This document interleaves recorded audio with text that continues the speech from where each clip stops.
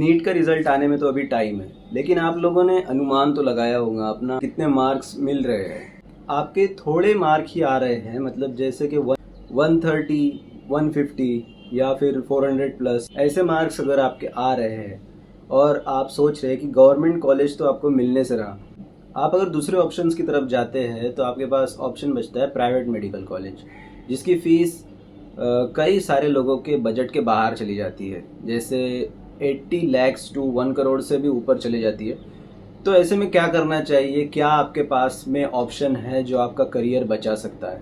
आपको क्या ऐसी चीज़ करनी है कि आप MBBS की सीट आपको मिल भी जाए, आपको अच्छा कॉलेज भी मिल जाए और आपका MBBS भी हो जाए। तो देखो, मैं हूं मक्ताब अली शाह, एक फाइनल ईयर MBBS स्टूडेंट, और मैं इस वक्त बांग्लादेश में ही हूं और बांग्लादेश से MBBS अपना कर रहा हूं और बहुत जल्दी कंप्लीट भी हो जाएगा। देखो, आपको क्या करना है, इंडिया में आप देखते हैं तो आपको बहुत ज़्यादा फीस आपसे ली जाती है प्राइवेट मेडिकल कॉलेज में। अब आपको क्या करना है कि आपको अब्रॉड जाना है, ठीक है? कोई बात नहीं है, आप ऐसे भी अगर कहीं दूसरे कॉलेज में जाते तो भी घर से दूर ही रहते, और बाहर आप जा रहे हैं, मान लीजिए कहीं पर भी आपको जाना है, तब भी किसी भी कंट्री में आपको जाना है तब भी, जैसे रशिया कई लोग चले जाते हैं, चाइना चले जाते हैं, बांग्लादेश चले जाते हैं। मैं क्या प्रेफर करता हूँ मेरे तरफ से, वो है बांग्लादेश। क्यों? अब ऐसा है क्यों? बात ये आती है कि ऐसा क्यों है, क्या मैं बोल रहा हूँ कि तुम बांग्लादेश में क्यों जाओ? बहुत सारे लोग हैं बांग्लादेश में जाते हैं, अपनी पढ़ाई कंप्लीट करते हैं, फिर इंडिया में आते हैं। तो इट्स ऑल अबाउट स्टडीज़। कोई दूसरे पॉइंट्स लेके आने की ज़रूरत नहीं होती। आपको पढ़ाई से मतलब है, अपनी पढ़ाई पे फोकस करना है। कई और भी तो कंट्रीज़ है, वहाँ पर तो अब खूबसूरत कंट्रीज़ है, वहाँ पर भी जाके आप घूमो फिरो। लेकिन बांग्लादेश में इसलिए कह रहा हूँ कि जहाँ पर आपका FMG पासिंग रेट आपको देखना पड़ता है। FMG के बारे में तो आप जानते होंगे कि जहाँ कहीं आपको बाहर से, जब आप अपना MBBS कंप्लीट कर लेते हो इंडिया के बाहर किसी भी कंट्री से, तो इंडिया में आने के बाद आपको FMG का एग्ज़ाम देना पड़ता है। लेकिन आप जब बांग्लादेश से करते हैं तो बांग्लादेश का passing rate, FMG passing rate बहुत ज़्यादा है बाकी कंट्रीज़ के मुकाबले। जहाँ पर दूसरी कंट्रीज जैसे रशिया, चाइना, किर्गिस्तान, कजाकिस्तान, यहाँ का FMG पासिंग रेट 15 to 20% है, वहीं अकेले बांग्लादेश का 30% है। 30%। तो अब ऐसा क्यों है? ऐसा क्यों है कि यहाँ से जो MBBS कर रहे हैं इंडियन स्टूडेंट्स आकर यहाँ से MBBS कर रहे हैं, वहाँ जाके एग्ज़ाम दे रहे हैं, पास भी कर रहे हैं, तो ऐसा क्यों हो रहा है कि पास हो जाते हैं जल्दी यहाँ से जो करते हैं? क्योंकि यहाँ का एग्ज़ाम पैटर्न सेम है, यहाँ पर लैंग्वेज इंग्लिश है, और यहाँ पर जो पढ़ाते हैं most of the Indian medical colleges से मैच करता है। वहाँ की बुक्स इंडियन मेडिकल बुक्स, यहाँ पर भी वैसे ही बुक्स इस्तेमाल होती है। तो ये एक सबसे बड़ा पॉइंट है।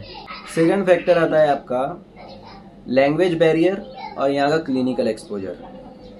देखो, दूसरी कंट्रीज़ की अगर बात करें, जहाँ रशिया, चाइना, किर्गिस्तान, कजाकिस्तान ऐसी कंट्रीज़ है जहाँ पर आपको पेशेंट्स से इंटरेक्ट करने से पहले वहाँ की लोकल लैंग्वेज सीखनी पड़ती है। बांग्लादेश के बारे में अगर बात करूँ तो यहाँ पर आपको कई सारे पेशेंट्स ऐसे भी मिल जाएंगे जो हिंदी में बात करते हैं, जिनको हिंदी में मतलब उनको हिंदी समझ जाती है, लेकिन आपको बांग्ला सीखनी है, ठीक है?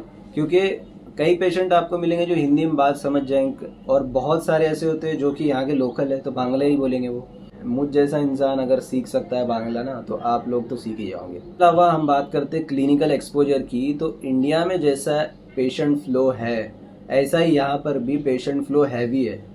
तो आप एक अच्छे डॉक्टर बनने के लिए आपको जिस चीज़ की ज़रूरत होती है वो तो यहाँ पर है, और रियल लाइफ प्रैक्टिस से एक अच्छा डॉक्टर बनता है। अब बात करते हैं यहाँ के फूड कल्चर, इंफ्रास्ट्रक्चर, जो यहाँ का खाना पानी, यहाँ का कल्चर, बहुत सारी चीज़ें यहाँ की इंडिया से सिमिलर है, मतलब मैच करती है।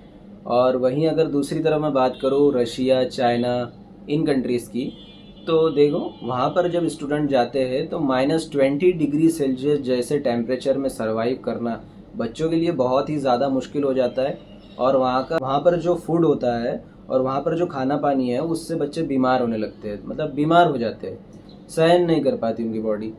लेकिन यहाँ पर बच्चे अडेप्ट कर जाते हैं। और यहाँ के कॉलेजेस की अगर बात करूँ तो NMC के गाइडलाइंस यहाँ के सभी कॉलेजेस फॉलो करते हैं मैक्सिमम। अब बात करते हैं बजट और कॉलेज सिलेक्शन की, तो जहाँ पर हमें इंडिया में रहकर अगर आपका स्कोर कम आ रहा है तो 80 लाख टू 1 करोड़ के भी ऊपर आपका बजट होना चाहिए। वहीं पर आप अगर बांग्लादेश में आते हैं एमबीबीएस करने के लिए, तो आपका एमबीबीएस कितने फीस में कंप्लीट होता है पता है?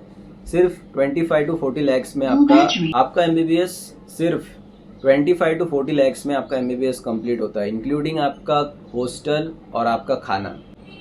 तो देखो यहाँ पर आप आ सकते हैं आराम से। और सब बातें एक तरफ रखो, देखो मैं खुद यहाँ पर हूँ काफ़ी सालों से, ठीक है, मतलब 5 साल का एमबीबीएस कोर्स होता है, मैं यहाँ पर 4 साल से हूँ, अभी फाइनल ईयर है।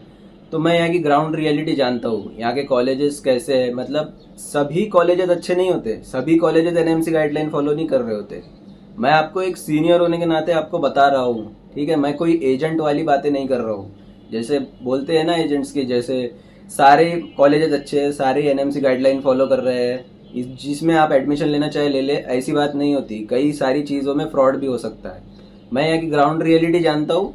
आप मुझसे कांटेक्ट कर सकते हैं अगर आप चाहते हैं तो मुझसे आप कांटेक्ट करें, अपना 10th और 12th का रिज़ल्ट मुझे भेजिए, मैं आपको बताऊंगा कि आप यहाँ पर आने के लिए एलिजिबल हो या नहीं हो, ठीक है। मेरे व्हाट्सएप नंबर पे आप सेंड कर सकते हैं, ठीक है। मिलते हैं अगले वीडियो में, आज के लिए बस इतना ही।